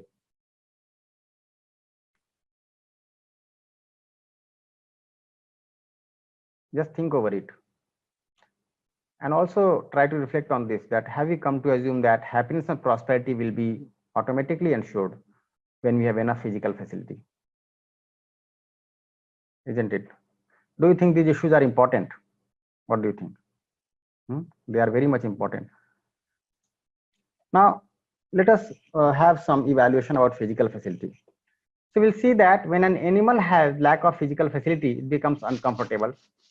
When it gets physical facility, it becomes comfortable. For example, when a cow gets a stomach full of grass, it becomes comfortable, sits and chews the cud, isn't it? So if you have a cow in the house, you provide fodder twice a day, water thrice a day, provide a shade, and the cow is very much comfortable. Every time you go to the cow will respond in a particular manner because you are providing the physical facility to the cow and the cow is comfortable with this. Now, what happens with a human being? If you try to provide the same thing with your child, to your child, right? Do you think that is going to suffice? Do you think that is going to be enough? If you just provide food to your child, clothes to your child, there is a house in which the child is residing, right? Do you think this is going to be enough? The child will simply sit quietly and respond the same way the cow is responding. So certainly not. In fact, when a human being has lack of physical facility, he becomes uncomfortable and unhappy. But once he gets the physical facility, he forgets about it and starts thinking about 100 other things. So if you look at your child, you are providing food, clothes, shelter to the child, but the child needs your affection, right? The child needs your care. The child needs to share with you so many things. So one thing is there, that the needs of a child are not just physical facilities, right?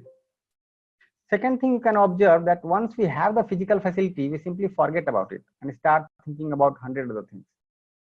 For example, if you do not have a house of your own today, every day you think about owning a house, from where to get loan, how to manage the funds, right? What to sell off, where to purchase the house, and so many things keep on moving in your thoughts. And we see that sometime back you might not have a house of your own. Today you have a house of your own and you simply forget about it and you start thinking about something else. Now the house is there, but the drawing room looks very odd. So you want to decorate your drawing room. Next day you have this drawing room decorated, but your the house is there, the drawing room is there, but you don't have a car of your own. So why not own a car? So you go for purchasing a car, right? Now the next day you have a car also with a house, luxurious house. But again, you start thinking about something more, right? The house, this car has become something of like an old model. Why not go for our new brand car? So you'll see that once we do not have the physical facility, we simply keep on thinking about it. But if we have the physical facility, we simply forget it and start thinking about so many other things. Now check for yourself if you feel happy every day that you are getting enough to eat. So if you do not get your breakfast someday, it becomes a matter of turmoil in the family. Something awkward may take place in the family. But if you are getting enough to eat every day, you simply forget it. Let me ask you another question through this self-reflection. There's one hand raised. Okay, Vijay. Jeeva Malar J. Yes, sir. Dr. Jeeva Malar, you can unmute and speak, sir.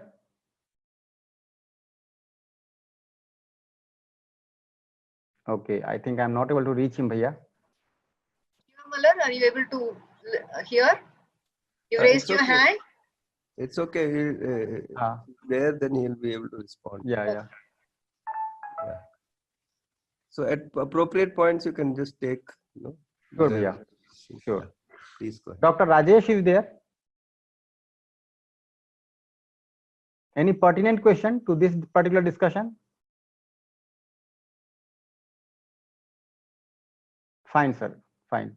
So just raise your hands. From time to time, we'll keep on addressing you in person. Now, let me ask another question here.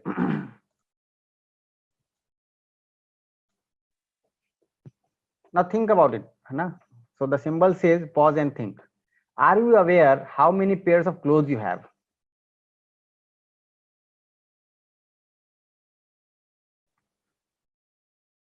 When did you count your clothes last? Just think about it. Or have you ever counted your clothes? And counting would mean taking into account all the clothes that you have. Now, say if you have to go to a party, right? And you feel that you do not have a cloth, or you feel that you need some kind of exotic dress to go to the party, and you start thinking of purchasing the new kind of cloth. But are you really aware what kind of cloth you have already in the house, in your trunk, in your wardrobe? Right? So I'm just asking that, are we really aware how many pairs of clothes we have?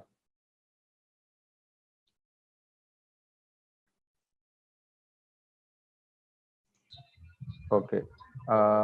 If somebody wants to say something. Dr. Velumani.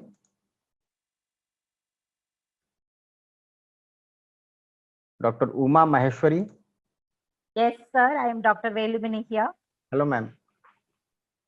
Yeah, I did count the clothes so far. During the lockdown, I wanted to do, but I was engaged with some official work. Definitely, I'll do it. Okay, nice, ma'am. So one task that we are going to give you today is to count your clothes. So today evening when we meet, come with the count of your clothes. We are going to ask you, right? What I have done for myself, I have made an Excel sheet, and that Excel sheet I keep on updating the record of my clothes. So we need to be aware how many clothes we have, right? Before we go to purchase a cloth, we have to be aware how many do we have already in the house.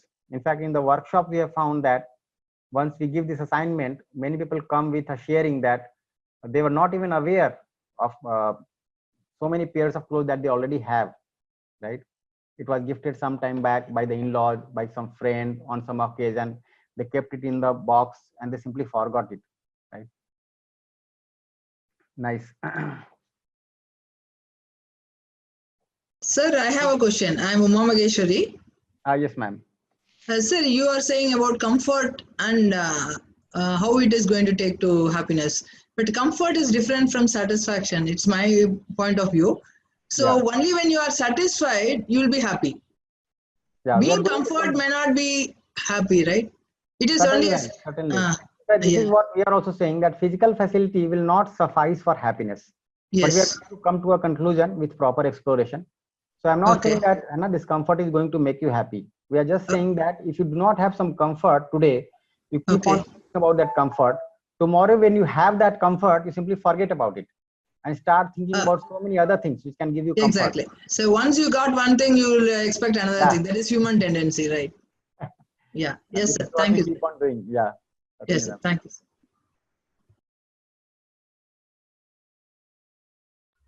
Hello. Hello. Sir, I have a question. Yes, ma'am. I'm Sita Lakshmi, chairperson of Faculty of Architecture and Planning in Anna University. Yes, different people all over the world are in different states of desire and fulfillment of that. So this imbalance starts, becoming a problem. Also, the other thing is that sometimes we also have to be in a place where like we are disturbed by things in order for us to change things.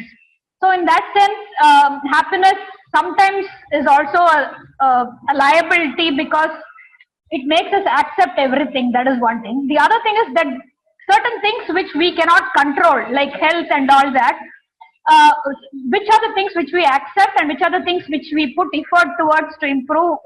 That I think is the dilemma of human existence. Which we can improve, which we cannot, is actually it's a difficult thing. So I would want to know your views on that. Certainly, ma'am. This whole workshop is going to talk about it, about happiness and the contradictions and dilemmas that we have with lack of right understanding of happiness. We are going to discuss all this in detail, ma'am. Okay. Okay. So nice. It's just 50-50.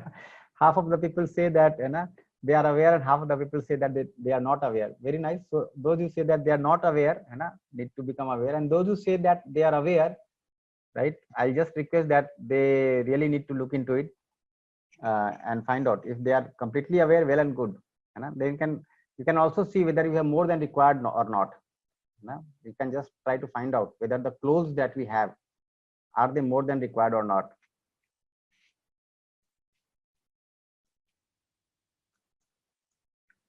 So as we discussed earlier, that so many different things keep on occurring to us, and we simply forget about what we have already, right? So something more is required over and above the physical facility. So physical facility is necessary for human being, but something more is also required. So what is that more? That we'll try to find out. Now just find out, is the unhappiness in our families more due to lack of physical facility or more due to lack of fulfillment in the relationships? So what does this mean? So there could be unhappiness in the family due to physical facility also. There could be unhappiness in the family due to lack of fulfillment of relationship also. But we are asking, what is the major reason, right? What is the major reason? So try to find it out. First of all, try to find out whether there is unhappiness in the family or not. And it may be there. It may be there. There is nothing wrong about it, I am saying. It may be there, but we have to find out what is the major reason about it, major reason for it. So again, reflect upon this. So the unhappiness in your family, is it more due to lack of physical facility or more due to lack of fulfillment in the relationship?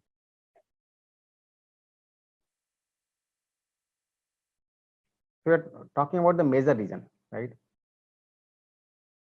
Let me also give another clarification here, that even if it may occur to you sometime that the problems are more due to lack of physical facility, then just try to think over it. Let us say, a very crude example I'm giving. There are 4 people in a family, and every member requires 5 chapatis in a day. Chapati is something that we eat in the north. We can equate it to something that we eat in the south, maybe idlis. So every person requires 5 idlis in a day, right? So the family requires 20 idlis in a day. And let us say someday there are only 18 idlis, 2 idlis are less. So will there be a fight in the family or not? What do you think? So if there is a feeling of relationship in the family, you will feed the other first and then eat, isn't it? If you have that feeling of relationship. But if there is no feeling of relationship, then you will snatch from the other, right? And also accumulate for the next day, because if tomorrow also the same scenario appears, then what to do? So we'll try to accumulate for the next day. And if you look at the state of the families, this is something that is happening. If you look at the family feuds, if you try to find out how much assets they have in the family, you can be able to see that the assets are not less, but only that there is a lack of relationship, and that's why there is so much of feud there. So nice, you are able to see that the problems are more due to lack of fulfillment in the relationships. Okay. So this is something that we are going to address. Then how to ensure the fulfillment of relationship. So once you are able to see that the problems are not more due to lack of physical facility, but more due to lack of this fulfillment of the relationship part, right? Then we'll make a direct program for addressing this issue.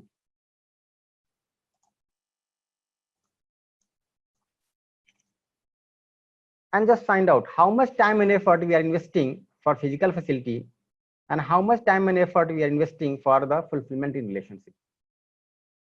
This is again for us to explore, right? So again, let me elaborate on this. So we saw that the problems are more due to lack of fulfillment in relationship. So we want to mend our relationships, we want to make them better. But if you feel that your relationship is going to be good only when you have this kind of physical facility, right? For example, there is one TV in the house, and every person has a desire to watch the channel of his or her own choice, right? And there is a quarrel in the family for television. So what do you think now? You think that if everybody had a television of one's own, then this quarrel would not take place. So again, you feel that quarrel should not happen in the family. So for that, you have to earn more so that you can ensure one television set for every family member. And then you go to earn more facility for this, go to earn more money for this. So you may feel that you are working for the fulfillment in relationship, but ultimately if you see, you are investing yourself for the physical facility. If there is a feeling of relationship, the same television set, the single television set, can be observed by all sitting together. You can offer to the other that, okay, you observe your channel, I will observe your channel, right? The other may also say that, no, you observe your channel, I will observe your channel. So this also could be one way. And there could be another scenario. The other scenario is we do not need to watch the television when we are together. We need to talk to each other. We need to sit with each other. So you have to reflect that even if you feel concerned for relationship, are you going to directly make a program for the relationship by understanding each other, by sharing with each other, by knowing each other's thoughts and feelings, right? The unhappiness or the happiness or unhappiness in the other. Are we investing our time and effort for this part, or assuming that only physical facilities will cut down or bring down this kind of turmoil in the family, this kind of aggressiveness in the other, then you try to ensure the physical facility. So you'll see that in the name of relationship also, indirectly you might be working for physical facility. So the question that we are going to ask now is this particular thing, and then the way I elaborated, kindly try to reflect on that. So where are you investing most of the time and effort? For fulfillment in relationship or for physical facility? As I explained, no. So you may assume that you are working for relationship, but if you're working directly for physical facility only, indirectly relating the physical facility to the relationship, then you are simply working for physical facility, assuming that this will fetch good relationships in the family. For example, the parents may feel that for their child, they have to ensure a good future, right? And for that, they have to earn a lot of money. So they are investing themselves day and night. Husband and wife both are investing day and night, working to accumulate wealth in the family so that the future of the child can be bright, right? But ultimately, if you see, you are working for physical facility, assuming that you are working for relationship. And if you ask the child, what is more required on the part of the child, sharing of time with you, sharing of feelings with you, or both the husband and wife getting involved only in their earning of wealth and ignoring the child and just trying to accumulate the physical facility for the child. So try to address this particular part. If you just try to articulate how much time in a day we are investing for the relationship, how much time in a day we are sitting together, sharing with each other, trying to understand each other, right? Whenever we commit a mistake, try to apologize to the other, try to share with the other what made you commit the mistake, right? Most of the time in the family, we'll see that we are not interacting for fulfillment in relationship, but we are interacting due to lack of fulfillment in the relationship, saying some awkward words to the other, and then the other also shouting back at us, right? And then avoiding to talk for days together, and these kinds of things are happening, right? Nurturing grudges, complaints in ourselves about the other,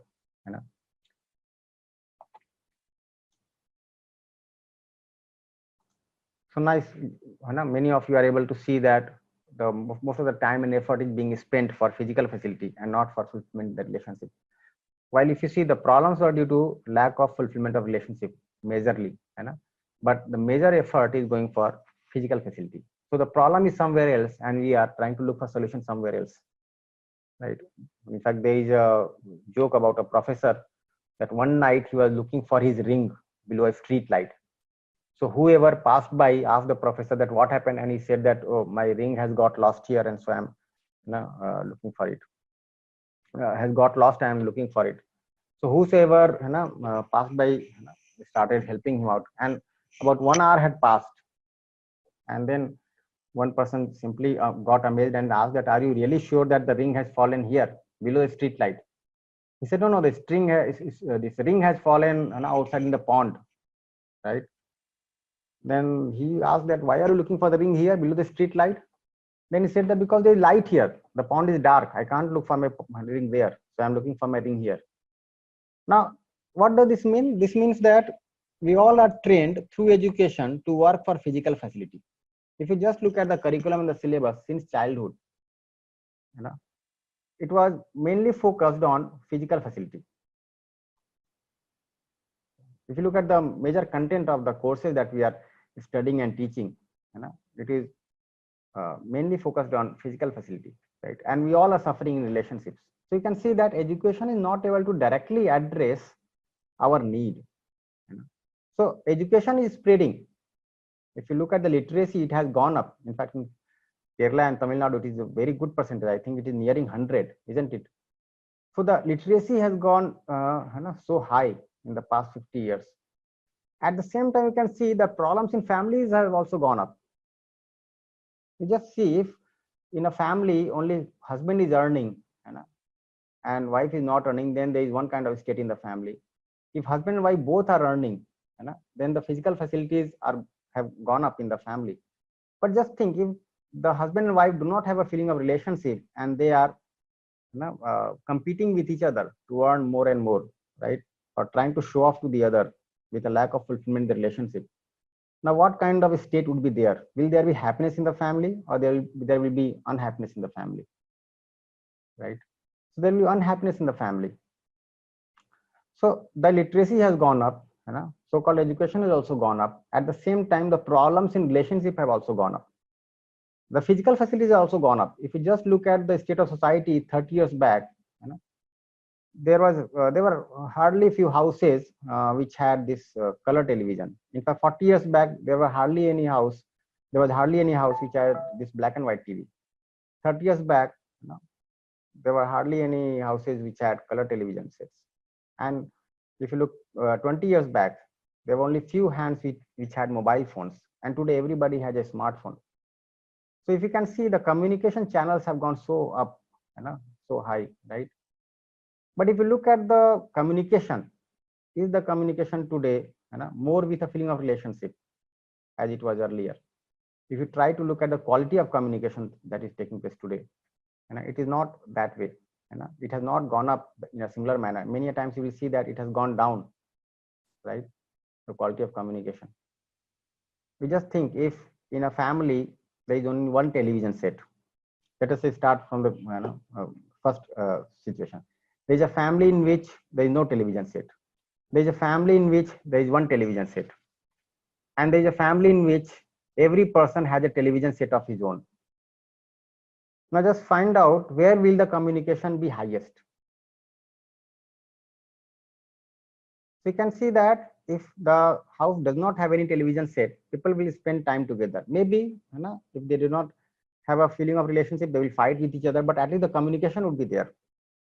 If there is one television set, then people will sit in front of the television and talk about what is being shown in the television, but not about each other. And when every person has a television set of his own, then they will not talk at all, right? Now this mobile, if you see, is doing something similar. Every person is involved in his or her own mobile, right, and seldom interacting with the other. So we have to find out how much time and effort we are investing for physical facility and how much time and effort we are investing for the fulfillment in the relationship. So you can see that the unhappiness is more due to lack of fulfillment in relationship, but most of the time and effort is spent for physical facility. So we can make out one thing very clearly, that for human being, relationship is also necessary. Physical facility is necessary. If we are communicating with each other, then we are utilizing our mobile phone or computers or gadgets, right? But again, at the same time, the way we are communicating, that can only happen with a feeling of relationship. So for human being, physical facility is necessary, but relationship is also necessary. And on examining carefully, we can find that this is a fundamental difference between animals and human beings. Physical facility is necessary for animals and necessary for human being also, right? But one observation that you can make is, for animals, physical facility is necessary as well as adequate. An animal can survive simply by physical facility, right? But for human being, it is necessary but not adequate. Now, if you look at the jail, we call it as a punishment. Why? Because you are deprived of your relationships there. You can't be with your family, with your friends. You cannot interact with people outside, right? You are given all the physical facilities. You are provided shelter, you are provided food, you are provided clothes. Now you do the same thing for an animal. It may be comfortable, and if you feel that the animal also requires to be together, our need for relationship is much deeper, much wider, much more than that of an animal. An animal never thinks of building up the career of his child, right? And we think so much. We invest our life to build up the career of our child because we are concerned about the child. For ourselves, we can see that physical facility is necessary but not adequate for sure. It may be adequate for the animals. So for human beings, physical facility is necessary, but relationship is also necessary. This is something that we can see. So there are two blocks here. One has written, one has relationship, and this is mentioned there, relationship with human being, and the second block says physical facility with nature. And for animals, we can see that this is necessary and largely adequate. If you feel that not adequate, then certainly not adequate for a human being. And for human being, this is not adequate, right? I hope all of us are able to see this. Now what happens next? Although we have recognized the need for relationship, we'll see that we get into arguments, opposition and fights, even in the family, with close friends, with colleagues at work, in the marketplace. Does it happen? What do you think? Now just look at your workplace. Does it happen or not? Now just ask yourself, at your workplace, do you want to have the feeling of opposition with anybody naturally? Do you want to feel opposed to anybody naturally? And I think all of us can see that no, we don't want to feel opposed. But do we feel opposed? Do we have a feeling of opposition with the other? Many times, you can see that so many issues keep on cropping up in the organizations because there is a feeling of opposition. And in fact, many a times the department invests much of its time solving issues of relationship. In fact, if there is harmony in the relationship among all the faculty who are working in a department, the productivity, efficiency, effectiveness will be of a different order. So you can see that we naturally accept to have the feeling of relationship, but still we are not able to continue with this. So we get into arguments, we get into opposition, many times fight also, right? In the families, with the close friends, with colleagues at work, in the marketplace. And if you open the TV channel, the news channel, you can see almost 80% of the news is filled up with this, right? Issues of opposition, issues of fights. And what happens then? If you look at your family, every time you have a fight, you want to resolve it. You don't want to continue with this naturally, isn't it? So in the family, if there is a fight, if there is a quarrel, if there is something awkward happening in the family, you don't want to continue with this. And many times you go to the other, say sorry, accept your mistakes also, try to patch up, promise not to do this again, right? If you're not doing this, it's still worse, right? But if you're even doing this, you'll see that in spite of all this effort, a fight takes place once again. And this keeps on happening almost every 3 days, 4 days, or almost every week, isn't it? If not happening, very nice, very nice. But if it is happening, is something to be understood why it is happening. So we'll see that we want the other to improve in the family, and the other also wants us to improve, right? There are some hands raised. Maybe there are some reflections on this. So let me, Dr. Ganga Guru, I'm sorry, Dr. Gyan Guru.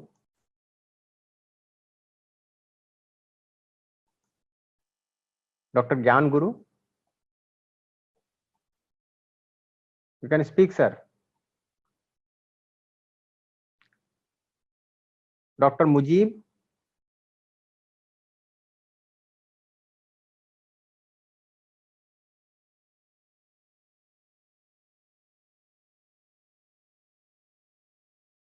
Dr. Sahai.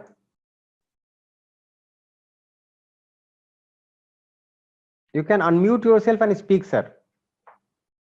This has a facility that every participant can unmute oneself and speak. Okay, Dr. Mujib. Yes, sir. Yes, sir. Can you hear me, sir? Yes, sir. I can hear you clearly. Yeah, I am from Cochin University. The talk was very nice, but for depending on persons, the perceptions are different. So that is what I'm thinking. That for each person, that some person's happiness depends on their position, some their wealth, some with the relationship. Or overall, the entire system depends on the relationship. So that is what we are giving the talk. Yeah. So something has to be done at the level of perception, isn't it? If the perception is wrong, yes, sir. Yes, even sir. if our natural acceptance for relationship, problems keep on cropping up. Yes, we need to give some variables for perceptions. Yeah, certainly, sir. Certainly, this is something that we are going to address now. Yes, sir. Yes, sir. Okay, sir. Okay, sir. Dr. Sahai. Okay, Dr. Jiva Malar.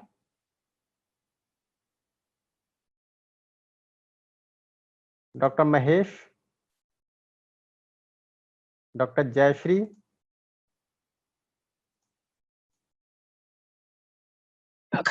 This is Dr. Mahesh. How do we ensure that fights don't take place? Yes, this is what we are going to discuss now, sir. Right. Okay, we'll listen to that. Thank you. Hello. Hello, ma'am. This is Dr. Jayashri here. Ji, ma'am. Sir, actually, when we were talking of fulfillment of relationship and physical facility, a basic level of physical facility is required to be happy. Yes. And the absence of that is no. However good the relationships are, the absence of the physical facility is always going to create problems in any sort of relationships. Yes. So then how could we actually differentiate? Are we going towards accumulating physical facility, or are we going towards accumulating, strengthening our relationship? Yeah, ma'am. So we can see very clearly that relationship is also required in addition to physical facility. So we are not negating physical facility. Physical facility is of course required. We all had our breakfast. We are sitting comfortably in our room, right? We are using our gadgets so that we are able to communicate. So we need this physical facility. But we can see that this is not complete. This is necessary but not complete, not adequate. We need the relationship also. Okay. Right? And whether we have to make a program for accumulating physical facility or something else, this is something that we will explore further. Okay. What program do I have to make for physical facility? Dr. Jiva Malar, your voice is not very clear, sir. Hello, sir. This is Sahai Arulberi. Hello, ma'am. Hello. Yes, ma'am. Sir, are you able to hear me? Yes, ma'am, clearly. Yes, sir. Sir, for maintaining good relationship, actually we need some compromisation. Always we need to go with compromise. If we maintain that, certainly our relationship will be good both at working place and at our home. Okay. So you feel that compromises are necessary, right? Yes, of course, to a certain level. If everyone is having compromises, automatically there won't be any fight. Yeah. In fact, if you look at this, ma'am, we'll address this also. We have a feeling of compromising, right? Only when there is a feeling of loss in somewhere a feeling of loss is involved. So when we have the understanding of relationship, then there is no feeling of compromise. Rather, we try to complement the other by giving space to the other. So the feeling of compromise comes only when there is something lacking in the understanding of the relationship. That's why you feel like compromising, and that's why you can see that with that feeling of compromise, you do not feel happy. You feel somewhat suppressed, somewhat depressed, and this does not ensure happiness also. So in place of compromise, what we really need to do, we'll talk about it. What could be the right alternative to compromise? Okay, yes, Fine, sir. ma'am? Yes, sir. Thank you, sir. Okay, Dr. Menka, Dr. Nathan. Hello. Hello, sir. I'm Dr. Nathan. Yeah. Actually, not to maintain the relationship, I think everyone should concern about the ego. When we leave the ego, then there is a continuity in the relationship. This is my perception. Is it okay, Yes, sir? yes. So what you are trying to say that something else is required to maintain good relationships. Even if you feel concerned about relationship, the relationships are not going to be harmonious. So something else is required. So somebody talked about changing the perspective. Somebody like you are saying about this ego issue, right? So whether to pamper the ego of the other, or to compromise with the ego of the other, or to just leave the other, what to be done. So these are certain issues that we keep on thinking on. And if you look at this, whenever there is some issue in relationship, these occupy our thoughts, and we keep on thinking them for hours together, right, sir? So we'll address this, that in addition to these two, what else is required? In addition to these two, what else is required? We'll try to address it. Okay, sir. Thank you. Okay, so let me go ahead. There are some more hands raised. So as we go along, maybe your questions are naturally addressed. If not, we'll try to take them up further. So just find out whether this is happening, and are incidences of reaction, not speaking to the other, arguments, debates, even divorces sometimes increasing or decreasing today. If you look at the divorces that are taking place, they are going up. In fact, the nations which are called developed, right, which have much more wealth than our nation, the divorce rates are much more higher. As per the data that I could get on Google, the divorce rate in our country is between 2 to 3%, while the divorce rate in the West, in Europe, is above 50%, nearing about 52, 53. Similarly, in US, above 50%, in Japan, above 50%, right? In fact, for Japan, I got a news that people are now fearing marriage there. They are fearing getting into conjugal relationships. So you can see that education is also going up, facilities are also going up, but again, these issues are also going up, incidences of reaction, not speaking to the other. So explore your close relationships in the family, with friends, in the workplace, in the society, and find out whether this is happening or not. So what is the basic problem? In fact, through your interactions that we had just now, we are able to see that something else needs to be addressed. Even if you feel concerned about the other, we try to ensure good relationship with the other, but something else is required to be done. So we'll try to explore into this, what else is required. So in spite of our acceptance for relationship, why is it happening? So there are three possibilities which are written here. One is we want to live in relationship that is harmony with the others. So let us check our perspective about relationship. The second would be we want to live in opposition with others. And the third thing is we believe living has to be necessarily in opposition with others. That is, there is struggle for survival, and only the fittest can survive, right? This is a common notion that has become prevalent today. And in fact, education has worked a lot to spread this kind of notion. And let us find a way we feel happy living this way, struggling for survival, proving ourselves to be the fittest with the other. So what do you think about the first one? Let us have your opinion on this.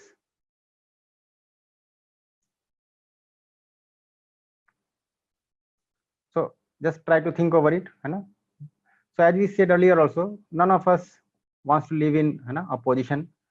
We naturally want to live in relationship. But what happens, there is some assumption in us that they struggle for survival and only the fittest can survive, right? So just try to explore this.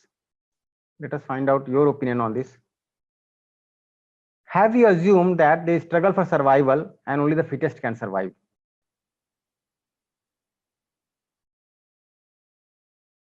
In the meantime, I can take some more questions. Dr. Menka could not speak. Dr. Rajesh could not speak. Okay. Dr. Gopi. Hello. Yes, sir. Good noon, sir. This is Rajesh from King's College of Engineering, Tanjore, Tamil Nadu. Sir, your session was really good. So what I feel is that the expectations in relationships, when the expectations is not fulfilled, that may lead to fights and all those things, misunderstandings, everything. So better when you have more expectations at the same time, we should also have mentality to for more adjustments too. Yeah, so two issues you mentioned. One is the expectation and the other is adjustment. So we need to understand what expectations are there in the relationship which are naturally acceptable to each one of us, and going by which we can have fulfilling relationships. So we need to understand those expectations which can ensure mutual fulfillment, and whether you want to adjust with the other or whether you want to have fulfilling relations with the other. See, when we do not, we are not able to have fulfilling relationships, then we try to adjust with the other, right? But Yes, this sir. is certainly not acceptable naturally. Adjusting with somebody else. Adjusting would mean that it is not acceptable naturally, but you don't have a way out. So you Yes, try sir. to adjust. But the better would be like we are able to understand each other. We are able to ensure harmonious relationship with each other, so that there is no need for adjustment, isn't it? Yes, sir. So that is the way to go forward. So we are going to talk about it. Sure, sir.